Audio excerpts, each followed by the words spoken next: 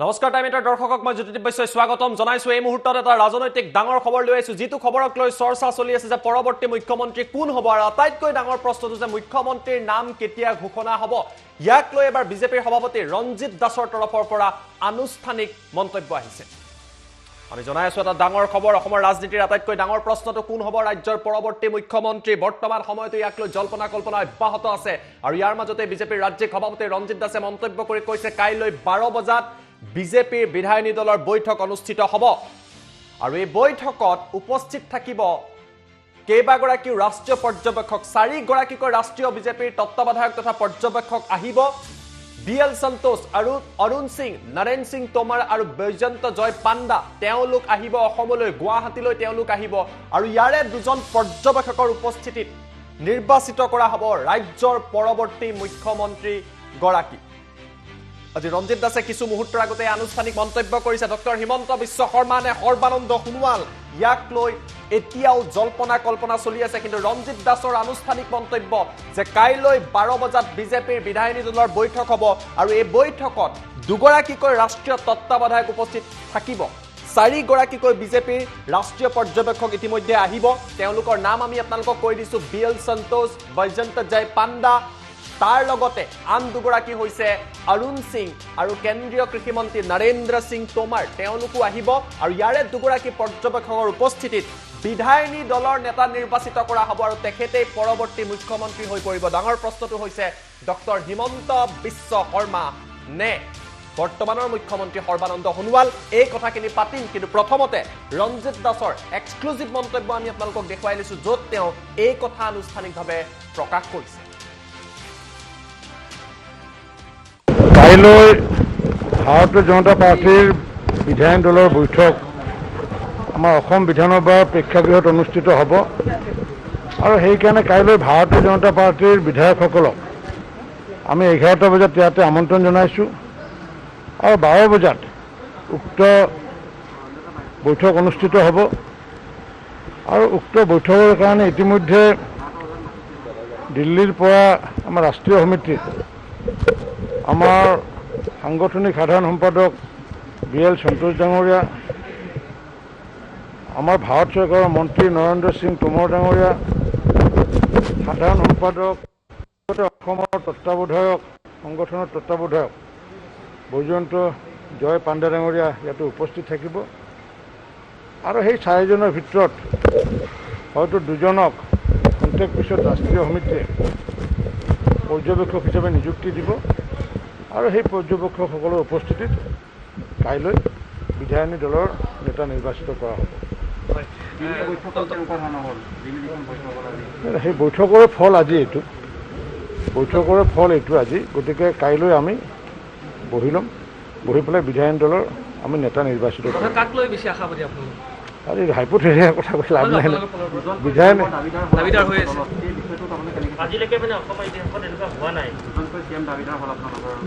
নাই এইটো নাই আমাৰ বিজেপিৰ সম্পদ সকলোৰে সম্পদ গতিকে আমাৰ কাইলৈ সাংবিধানিকভাৱে যিহেতু নেতা নিৰ্বাচন কৰিব গতিকে কাইলৈ নেতা এজন নিৰ্বাচিত হ'ব আৰু সেই নেতাজনে মুখ্যমন্ত্ৰী হ'ব এইটো বিষয়ে মই নাজানো কাৰণ কিয় নাজানো যিগৰাকী নেতা নিৰ্বাচিত হয় সেইগৰাকী নেতাৰ ওপৰত বাকী কামখিনি আহি পৰিব গতিকে নেতাগৰাকী বিধায়িনী দলৰ নেতাগৰাকী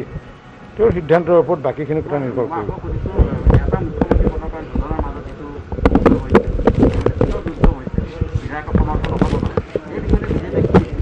নাই এই বিষয়টো চোৱা কথাই নাই কাৰণ এনেকুৱা বিষয় হোৱাই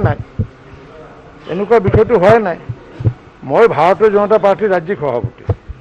মোকতো কোনো আহি পেলাই এই কথাষাৰ কোৱা নাই গতিকে কোনোবাই যদি এনেকুৱা কথা যদি নিজে ভাবি লয় তাত মই ক'বলগীয়া একো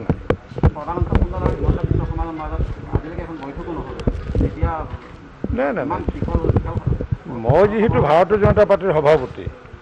গতিকে এইটোৰ কাৰণে কি কৰিব লাগে নালাগে আমি নিৰলসভাৱে কথা পাতি আছোঁ ৰাষ্ট্ৰীয় সমিতিৰ যিহেতু আমাৰ পাৰ্লিমেণ্টাৰী বৰ্ড আছে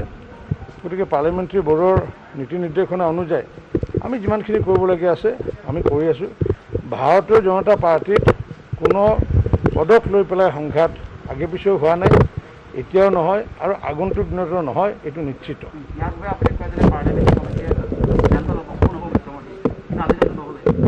পাৰ্লিয়ামেণ্টাৰী কমিটি কেতিয়া বহিলে কি বহিলে সেইটো মইহে জানো। সেইটো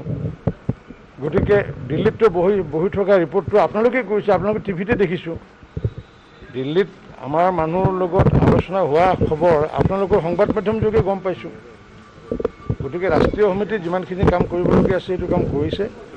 গতিকে আমি বিধায়িনী দলৰ বৈঠক কাইলৈ অনুষ্ঠিত হ'ব। কাইলৈ ভাৰতীয় জনতা পাৰ্টীৰ বিধায়িনী দলৰ বৈঠক আমাৰ অসম বিধানসভাৰ প্ৰেক্ষাগৃহত অনুষ্ঠিত হ'ব আৰু সেইকাৰণে কাইলৈ ভাৰতীয় জনতা পাৰ্টীৰ বিধায়কসকলক আমি 11টা বজাত ইয়াতে আমন্ত্ৰণ জনাইছোঁ আৰু 12 বজাত উক্ত বৈঠক অনুষ্ঠিত হ'ব আৰু উক্ত বৈঠকৰ কাৰণে ইতিমধ্যে দিল্লীৰ পৰা আমাৰ ৰাষ্ট্ৰীয় সমিতিৰ আমাৰ সাংগঠনিক সাধাৰণ সম্পাদক BL সন্তোষ ডাঙৰীয়া, আমাৰ ভাৰত চৰকাৰৰ মন্ত্ৰী নৰেন্দ্ৰ সিং টোমৰ ডাঙৰীয়া, সাধাৰণ সম্পাদক অসমৰ তত্ত্বাৱধায়ক সংগঠনৰ তত্ত্বাৱধায়ক বৈজয়ন্ত জয় পাণ্ডে ডাঙৰীয়া ইয়াতে উপস্থিত থাকিব আৰু সেই 4জনৰ ভিতৰত হয়তো 2জনক খন্তেক পিছত ৰাষ্ট্ৰীয় সমিতিয়ে পৰ্যবেক্ষক হিচাপে নিযুক্তি দিব আৰু সেই পৰ্যবেক্ষকসকলৰ উপস্থিতিত কাইলৈ বিধায়িনী দলৰ নেতা নিৰ্বাচিত কৰা হ'ব। সেই বৈঠকৰে ফল আজি এইটো, আজি। গতিকে কাইলৈ আমি বহি ল'ম, বহি পেলাই বিধায়িনী দলৰ আমি নেতা নিৰ্বাচিত কৰিম। আৰু হাইপথেটিকেল কথা কৈ লাভ নাই। বিধায়িনী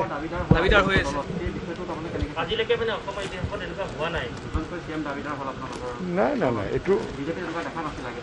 নাই আমাৰ বিজেপিৰ সম্পদ সকলোৰে সম্পদ। গতিকে আমাৰ কাইলৈ সাংবিধানিকভাৱে যিহেতু নেতা নিৰ্বাচন কৰিব, গতিকে কাইলৈ নেতা এজন নিৰ্বাচিত হ'ব আৰু সেই নেতাজনে মুখ্যমন্ত্ৰী হ'ব। ৰঞ্জিত দাসে কৈছে কাইলৈ 12 বজাত বৈঠক আছে, বিধায়িনী দলৰ বৈঠক, কেন্দ্ৰীয় পৰ্যবেক্ষক আহিব, তাৰে 2গৰাকীক তত্ত্বাৱধায়কৰ দায়িত্ব দিয়া হ'ব আৰু তাৰ পাছত পৰৱৰ্তী মুখ্যমন্ত্ৰী নিৰ্বাচিত কৰা হ'ব। অধিক তথ্যৰ বাবে পোনপটীয়া সম্প্ৰচাৰত গৈছো এছ'চিয়েট এডিটৰ দীক্ষিত শৰ্মা মোৰ লগত আছে। দীক্ষিত, মই আপোনাৰ পৰা জানিব বিচাৰিছো আৰু কিমান সময় ৰ'ব লাগিব? আচলতে ৰাজ্যবাসীয়ে ৰৈ আমনি পাইছে, পৰৱৰ্তী মুখ্যমন্ত্ৰী কোন হ'ব ইয়াৰ সিদ্ধান্ত এই মুহূৰ্তলৈকে লোৱা নাই। প্ৰতিদিনে এটা দিন দি আছে আৰু আজি কৈছে কাইলৈ 12 বজা। দীক্ষিত চাওক, মোৰ হিচাপতে কাইলৈ দিনৰ 1-2টাৰ ভিতৰত সকলো যি দৃশ্য আছে সেই দৃশ্যপট স্পষ্ট হৈ যাব লাগে বিধায়িনী দলৰ বৈঠকৰ পাছত। তাৰপিছত আৰু খুব এটা সন্দেহৰ অৱকাশ নাথাকেগৈ, কাৰণ বিধায়িনী দলে যি সিদ্ধান্ত লয় সেইটো সিদ্ধান্তৰ পাছতেই চৰকাৰ গঠনৰ যি আনুষ্ঠানিক প্ৰক্ৰিয়া হয় সেই প্ৰক্ৰিয়া আৰম্ভ হয়। যিজন নেতা নিৰ্বাচন হয় সেই নিৰ্বাচিত নেতাজনে ৰাজ্যপালৰ ওচৰত যায়, ৰাজ্যপালৰ ওচৰত গৈ তেওঁ চৰকাৰ গঠনৰ বাবে যি আনুষ্ঠানিক দাবী উত্থাপন কৰিব লাগে সেই দাবী তেওঁ উত্থাপন কৰে আৰু তাৰ পাছতে ৰাজ্যপালে যিজন নেতা হয় সেই নেতাজনক মুখ্যমন্ত্ৰী পদত নিযুক্ত কৰে আৰু তাৰ পাছত আনুষ্ঠানিক শপত গ্ৰহণ প্ৰক্ৰিয়া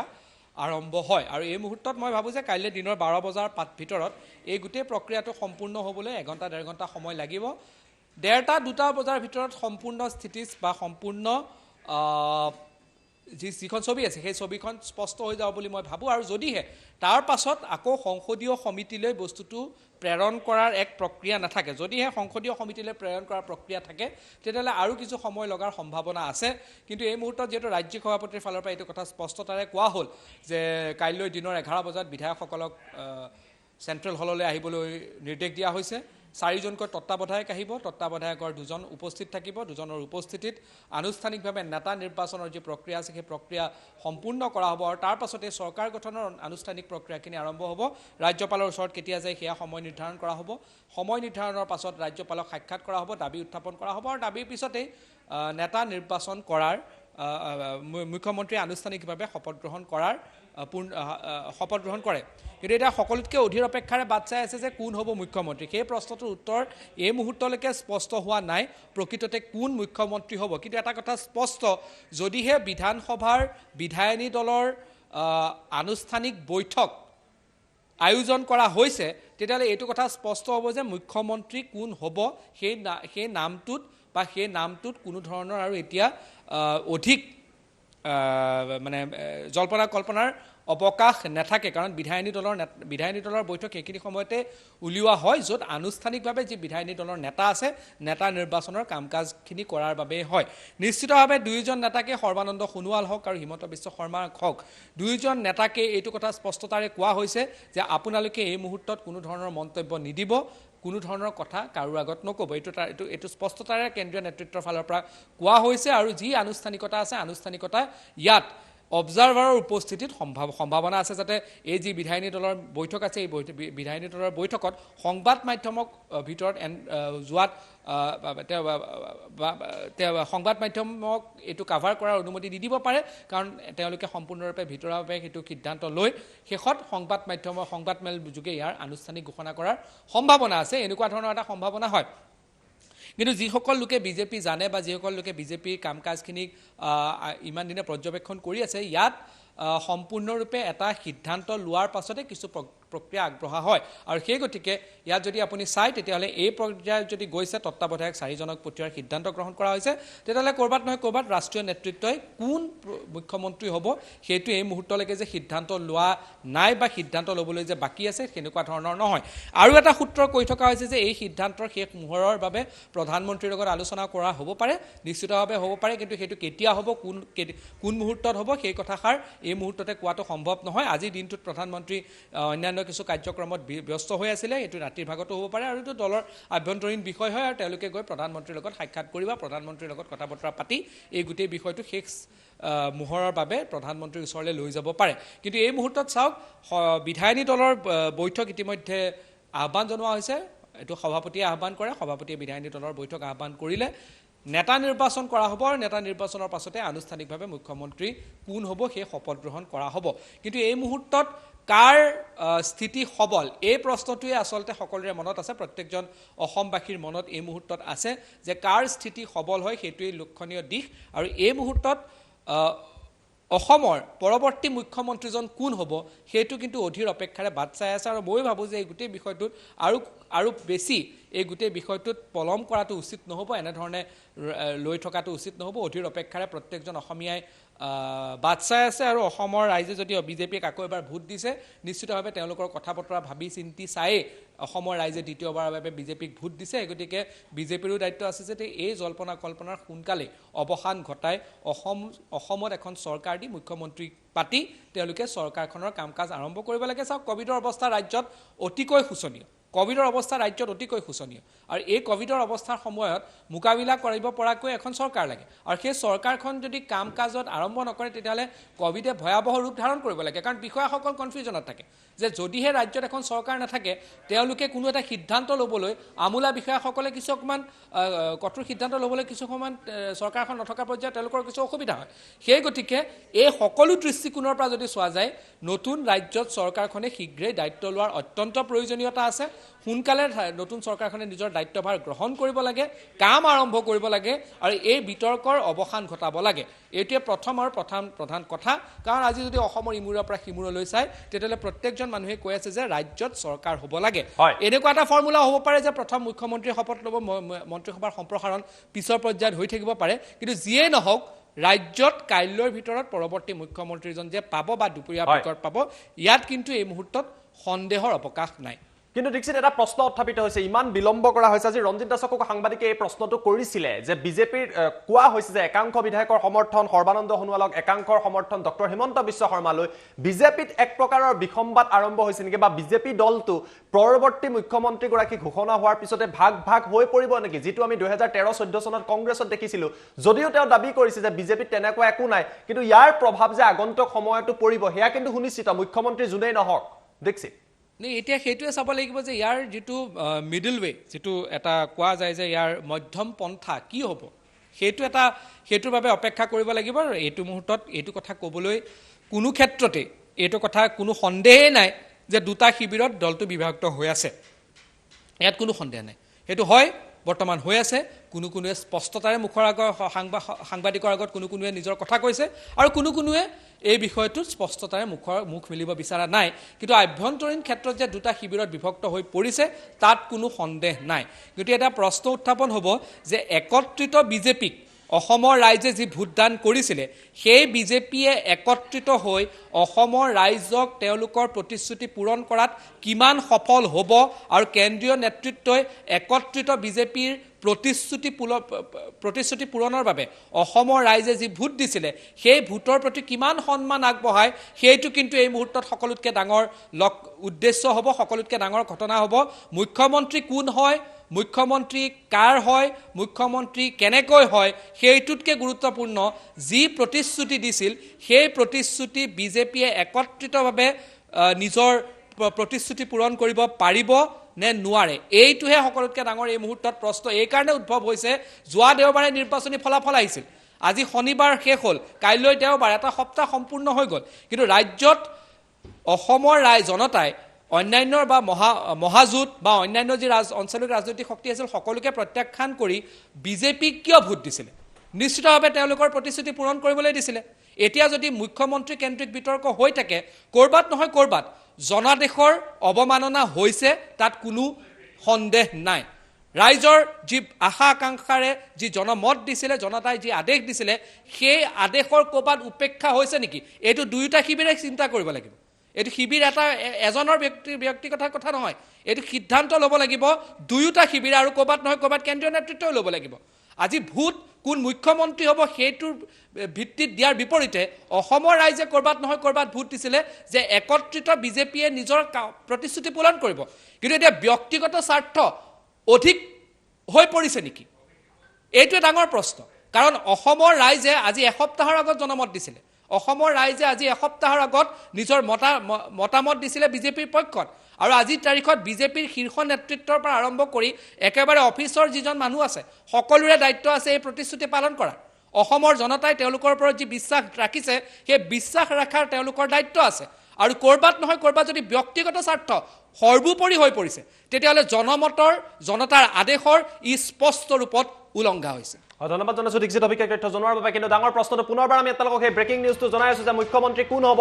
ইয়াক লৈ এতিয়াও কল্পনা চলি আছে আৰু পুনৰবাৰ এতিয়া নতুন সময়সীমা আহিছে যে ৰঞ্জিত দাসে এইবাৰ কৈছে কাইলৈ 12 বজাৰ ভিতৰত বিজেপিৰ বিধায়িনী দলৰ বৈঠক অনুষ্ঠিত হ'ব এই বৈঠকতে সিদ্ধান্ত লোৱা হ'ব যে পৰৱৰ্তী মুখ্যমন্ত্ৰী কোন সৰ্বানন্দ সোণোৱাল নে ডক্টৰ হিমন্ত বিশ্ব শৰ্মা আৰু ইয়াৰ বাবে কেইবাগৰাকীও পৰ্যবেক্ষক আহিব 4 গৰাকীকৈ পৰ্যবেক্ষক অসমলৈ আহিব এইটো এটা ডাঙৰ ডেভেলপমেণ্ট হৈছে সমগ্ৰ বিষয়টোক লৈ দীঘলীয়া সময় পাৰ হৈ গৈছে সময়ৰ ওপৰত সময় আহিছে তাৰিখ দি থকা হৈছে কিন্তু মুখ্যমন্ত্ৰী কোনোবা স্পষ্ট হোৱা নাই বিএল সন্তোষ অৰুণ সিং নৰেন্দ্ৰ সিং তোমৰ আৰু বৈজয়ন্ত জয় পাণ্ডা গুৱাহাটীলৈ আহিব দুজন পৰ্যবেক্ষকৰ উপস্থিতিত পৰৱৰ্তী বিধায়িনী দলৰ নেতা অৰ্থাৎ পৰৱৰ্তী মুখ্যমন্ত্ৰী নিৰ্বাচন কৰা হ'ব আৰু এই কথা বিজেপিৰ ৰাজ্যিক সভাপতি ৰঞ্জিত দাসে আনুষ্ঠানিকভাৱে প্ৰকাশ কৰিছে কিন্তু জনতাৰ প্ৰশ্ন কোভিডৰ এই মহামাৰীৰ সময়ত কোভিডৰ এই ক্ৰাইচিছৰ সময়ত মুখ্যমন্ত্ৰী আসনক লৈ কিমান দিনলৈকে এই সমগ্ৰ প্ৰক্ৰিয়াটো টানি থাকিব আৰু ইমান এটা মেণ্ডেট পোৱাৰ পাছত কিয় বিজেপিৰ নেতৃত্ব এতিয়ালৈকে সিদ্ধান্ত ল'ব পৰা নাই এনেকুৱা প্ৰশ্নও কিন্তু সাধাৰণ লোকৰ মনত আছে আমি প্ৰথমতে আপোনালোকক পুনৰবাৰ ৰঞ্জিত দাসৰ মন্তব্য দেখুৱাই লৈছোঁ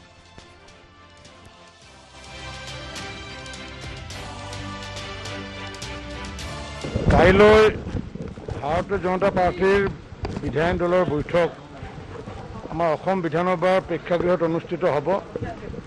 আৰু সেইকাৰণে কাইলৈ ভাৰতীয় জনতা পাৰ্টিৰ বিধায়কসকলক আমি 11টা বজাত ইয়াতে আমন্ত্ৰণ জনাইছোঁ আৰু 12 বজাত উক্ত বৈঠক অনুষ্ঠিত হ'ব আৰু উক্ত বৈঠকৰ কাৰণে ইতিমধ্যে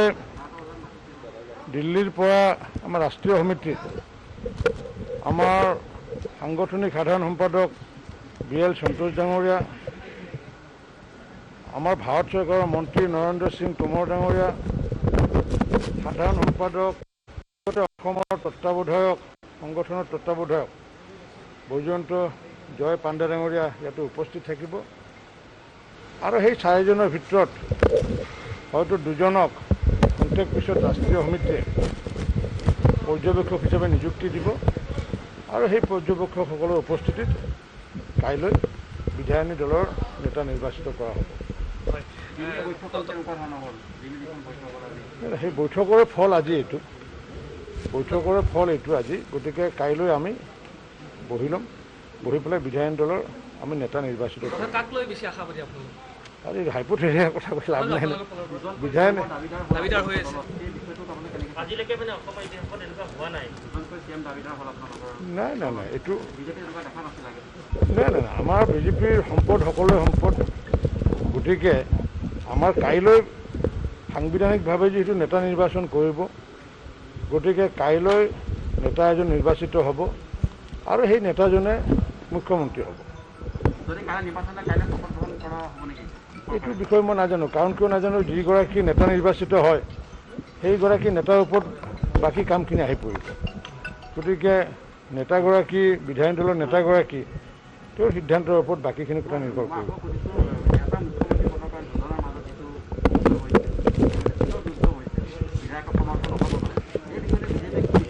নাই নাই এই বিষয়টো চোৱা কথাই নাই কাৰণ এনেকুৱা বিষয় হোৱাই নাই মই ভাৰতীয় জনতা পাৰ্টীৰ ৰাজ্যিক সভাপতি মোকতো কোনো আহি পেলাই এই কথাষাৰ কোৱা নাই গতিকে কোনোবাই যদি এনেকুৱা কথা যদি নিজে ভাবি লয় তাত মোৰ ক'বলগীয়া একো নাই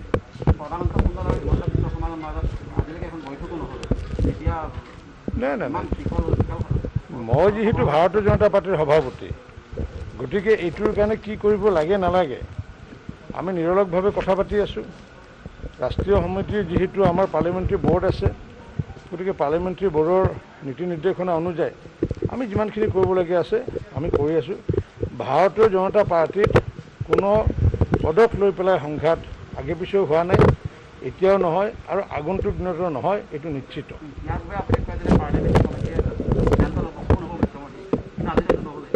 নাই পাৰ্লিয়ামেণ্টাৰী কমিটি কেতিয়া বহিলে কি বহিলে সেইটো মইহে জানো সেইটো গতিকে দিল্লীততো বহি থকা ৰিপৰ্টটো আপোনালোকে কৈছে আপোনালোকে টিভিতে দেখিছোঁ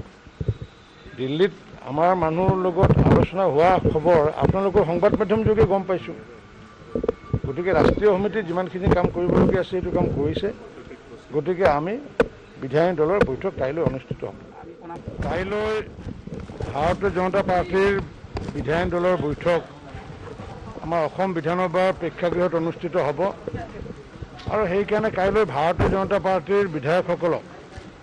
আমি 11টা বজাত ইয়াতে আমন্ত্ৰণ জনাইছোঁ আৰু 12 বজাত উক্ত বৈঠক অনুষ্ঠিত হ'ব আৰু উক্ত বৈঠকৰ কাৰণে ইতিমধ্যে দিল্লীৰ পৰা আমাৰ ৰাষ্ট্ৰীয় সমিতিৰ আমাৰ সাংগঠনিক সাধাৰণ সম্পাদক BL সন্তোষ ডাঙৰীয়া আমাৰ ভাৰত চৰকাৰৰ মন্ত্ৰী নৰেন্দ্ৰ সিং টোমৰ ডাঙৰীয়া সাধাৰণ সম্পাদক অসমৰ তত্ত্বাৱধায়ক সংগঠনৰ তত্ত্বাৱধায়ক বৈজয়ন্ত জয় পাণ্ডে ডাঙৰীয়া ইয়াতে উপস্থিত থাকিব আৰু সেই 4জনৰ ভিতৰত হয়তো 2জনক খন্তেক পিছত ৰাষ্ট্ৰীয় সমিতিয়ে পৰ্যবেক্ষক হিচাপে নিযুক্তি দিব আৰু সেই পৰ্যবেক্ষকসকলৰ উপস্থিতিত কাইলৈ বিধায়িনী দলৰ নেতা নিৰ্বাচিত কৰা হ'ব সেই বৈঠকৰে ফল আজি এইটো আজি গতিকে কাইলৈ আমি বহি ল'ম বহি পেলাই বিধায়িনী দলৰ আমি নেতা নিৰ্বাচিত কৰিম কাক লৈ বেছি আশাবাদী আপোনালোক আৰু এই হাইপথেৰিয়া কথা কৈ লাভ নাই বিধায়িনী দাবীদাৰ হৈ আছে আজিলৈকে মানে অসমৰ ইতিহাসত এনেকুৱা হোৱা নাই নাই নাই নাই এইটো নাই নাই আমাৰ বিজেপিৰ সম্পদ সকলোৰে সম্পদ গতিকে আমাৰ কাইলৈ সাংবিধানিকভাৱে যিহেতু নেতা নিৰ্বাচন কৰিব গতিকে কাইলৈ নেতা এজন নিৰ্বাচিত হ'ব আৰু সেই নেতাজনে মুখ্যমন্ত্ৰী হ'ব এইটো বিষয়ে মই নাজানো কাৰণ কিয় নাজানো যিগৰাকী নেতা নিৰ্বাচিত হয় সেইগৰাকী নেতাৰ ওপৰত বাকী কামখিনি আহি পৰিব গতিকে নেতাগৰাকী বিধায়িনী দলৰ নেতাগৰাকী তেওঁৰ সিদ্ধান্তৰ ওপৰত বাকীখিনি কথা নিৰ্ভৰ কৰিব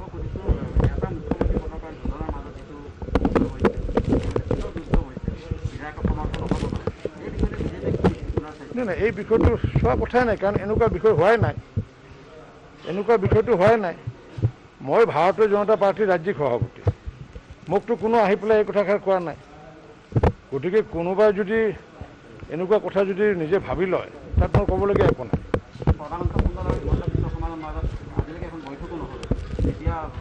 নাই নাই নাই মই যিহেতু ভাৰতীয় জনতা পাৰ্টিৰ সভাপতি গতিকে এইটোৰ কাৰণে কি কৰিব লাগে নালাগে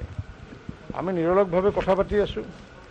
ৰাষ্ট্ৰীয় সমিতিৰ যিহেতু আমাৰ পাৰ্লিমেণ্টাৰী বৰ্ড আছে গতিকে পাৰ্লিমেণ্টাৰী বৰ্ডৰ নীতি নিৰ্দেশনা অনুযায়ী আমি যিমানখিনি কৰিবলগীয়া আছে আমি কৰি আছোঁ ভাৰতীয় জনতা পাৰ্টিত কোনো পদক লৈ পেলাই সংঘাত আগে পিছেও হোৱা নাই এতিয়াও নহয় আৰু আগন্তুক দিনতো নহয় এইটো নিশ্চিত